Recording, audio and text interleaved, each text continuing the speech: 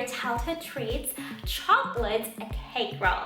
I think it's safe to say we've all had this at least once growing up. It's a classic, and you'll be amazed how simple it is to make at home. It's chocolatey but light with a cream filling. It's delicious.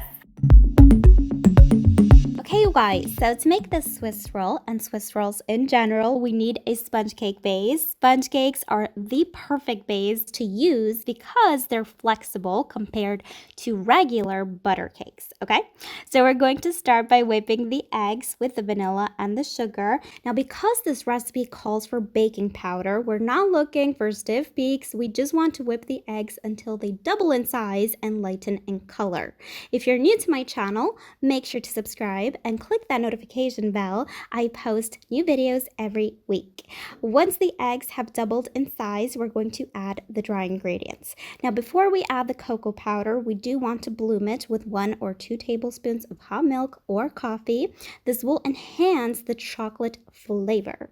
Go ahead and add the flour, baking powder, and salt. You do want to sift these. We don't want any lumps in this batter. Now, for Swiss rolls, I personally don't like to fold the dry ingredients into the eggs. I prefer to give the batter a quick mix with the mixer. It's just a practical reason, guys. It's easier to spread a runny batter than, a thicker cake batter. This will not affect the outcome of your cake unless you overmix, obviously, the dry ingredients. As soon as you don't see any more flour, stop mixing, and this is ready to be poured onto a baking sheet lined with parchment paper or a silicone mat.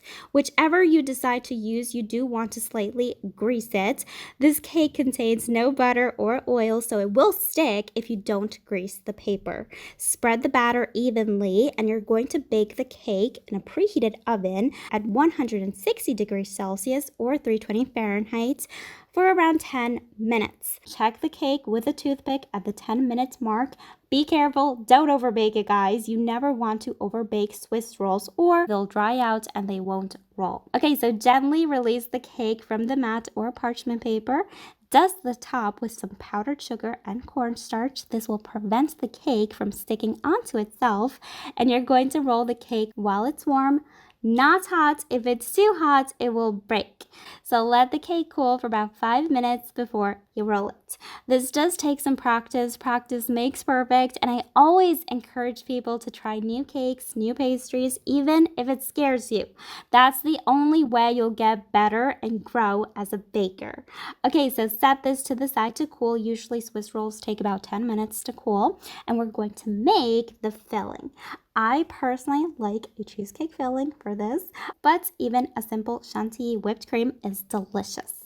You're going to cream together the cream cheese, sugar, vanilla, and heavy cream until medium to stiff peaks. As I said, if you don't want to add the cream cheese, just leave it out. However, it's delicious. Okay, so this is ready. Once the cake has cooled, you can gently unroll it. You're going to brush the cake with some milk, which along with the cream filling will keep your cake really moist in the fridge. This is in fact a refrigerated cake, so it's meant to be eaten cold. Spread the cream as evenly as you can. You can leave a little border just because we will be cutting, the ends anyway. And you're going to carefully roll this back up. Now, this cake needs to rest at least 2 hours in the fridge. The sponge, as I said, will soak up the moisture of the milk and cream and soften up even more.